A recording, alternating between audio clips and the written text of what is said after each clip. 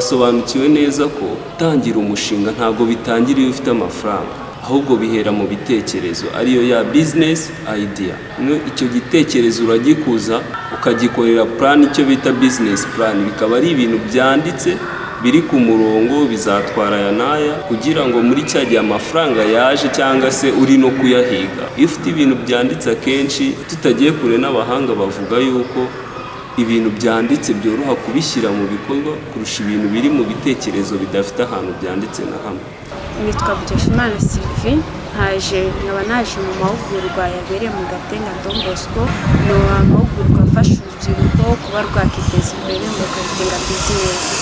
Mu buryo bw'umwihariko bwari buhari ni kuba mwakiga kuri idea za business n'uburyo mwabasha gucreating business muyikurikirana ku buryo wabasha kuba wamenya inyungu waba ufitemo cyangwa igihombo, no kumenya ahantu wabonera amahirwe yo kuba yagufasha kuba wakiteza imbere. Mu by'ukuri amazina yanjye ni Nsabimana Fiston, nkaba narasoje muri iki kigo cya Don Bosco Gatenga, nkaba narize ishami rya Plumbing and Technology. Mu by'ukuri aya mahugurwa nitabiriye ni ibidasanzwe ko si bose bagiriwe ubuntu bwo kuba bayagizemo, ariko icy'umwihariko cyo kuvugaho ni uko uyu munsi namaze kumenya yuko iyo ugeze hanze waravuye mu buzima bw'ishuri hari ikindi cyiciro uba ugezemo, ariko ukaba ufite izindi mpungenge ko wumva yuko nta kazi gahari. Ariko uyu munsi nitabiriye amahugurwa kwereka yuko ushobora kugira icyo bigezaho bitewe no kwandika umushinga wawe. Akoze cyane. Nitwa Eric Radukunda, umukozi wa BDF, nshinzwe gutanga amahugurwa ariko no gusesengura imishinga cyangwa se capacity building, aho nsanze hano nafashaga abanyeshuri barangije hano mu Gatenga, kubafasha kubagira aba businessman, kubaremamo iyo mindset, kubafasha kubigisha uko bakora imishinga yanditse, kubandika imishinga, ariko bikarenga n'ibyo ngibyo umuntu akanabereka hari amahirwe y'aho bavana uko batangira business. Ibyo rero biba biri muri serivisi zacu n'ubundi nka BDF. So aba ari amahirwe rero tuba tubonye kugira ngo tuze tububake, kuko n'ubundi niba bari abakiriya bacu, abanyarwanda bose nibo bakiriya bacu, n'abangaba nabo barimo. Rero aba ari kubaremamo aba businessman bari successful, kandi binyuze mu bufasha bwacu natwe kugira ngo babe successful. Nizo nshingano zacu, nicyo tuba dushaka, nicyo tuba twifuza ko bageraho.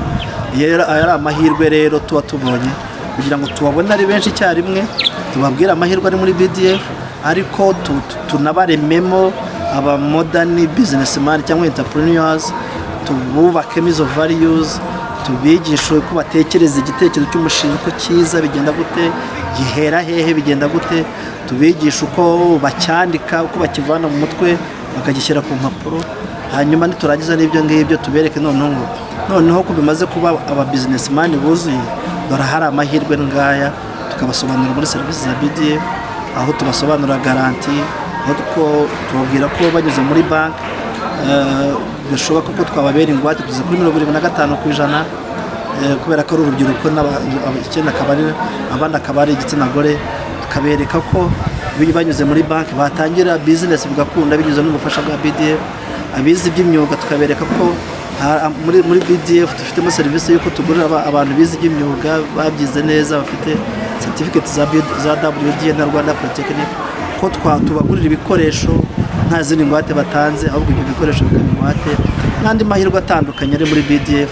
So uyu mwanya rero aba ari amahirwe, tubona umwanya wo kuganira nabo ibyo bintu byose, ariko none no kubatungira urutoki twababwira ngo dore na hari n'amahirwe igihugu cy'abashyiriyeho. Amahugurwa y'uyu munsi ni amahugurwa agira titre yitwa business skills, ariko aba agamije gufasha urubyiruko rwarangije hano muri Don Bosco Gatenga kubatinyura kuba bakihangira imirimo.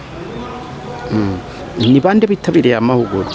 Abitabiriye aya mahugurwa ni abanyeshuri barangije hano mu myaka 3 ishize, bo mu masection agiye atandukanye, harimo electricité, plumbing, building construction, culinary art, food and beverage, na carpentry na welding.